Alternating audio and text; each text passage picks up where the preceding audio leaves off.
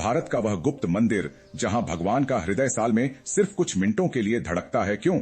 भारत में एक ऐसा प्राचीन मंदिर है जहां भगवान की मूर्ति जीवित मानी जाती है। यह मूर्ति सांस नहीं लेती, न बोलती है, लेकिन साल में सिर्फ एक बार कुछ मिनटों के लिए उसका हृदय धड़कता है। हाँ, बिल्कुल इंसान की तरह धक-धक। लेकिन आखिर ऐसा क्यों होता है? कहानी शुरू होती है त्रेतायुग से। लक्ष्मण से घायल होने के बाद मेघनाद को बचाने के लिए कुंभकर्ण का पुत्र नरांतक एक अद्भुत तपस्या करता है। वह भगवान शिव को प्रसन्न कर उनसे अमरत्व मांगता है। शिव उसे अमरत्व नहीं देते, लेकिन कहते हैं तेरा हृदय मेरी शक्ति से जुड़ा रहेगा। जब तक यह शक्ति धड़कती रहेगी, कोई तुझे परास्त नहीं कर सकता।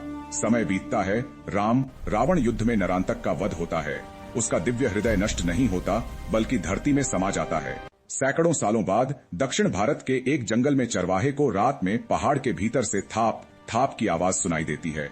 कई दिनों तक आवाज सुनने के बाद गांव के लोग पहाड़ी को खोदना शुरू करते हैं। अंदर से एक प्राचीन शिवलिंग मिलता है, जिससे हल्की हल्की धड़कन की आवाज आती है। कहते हैं यही वह नरांतक का दिव्य हृदय था जो शिव की शक्ति से धड़क रहा था।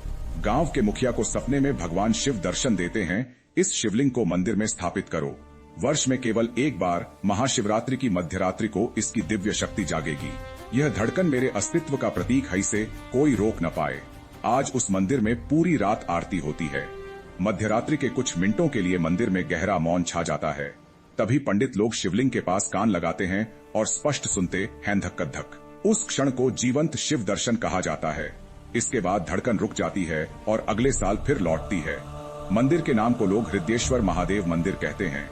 यह स्थान आज भी घने जंगलों के बीच एक रहस्य बनकर खड़ा है।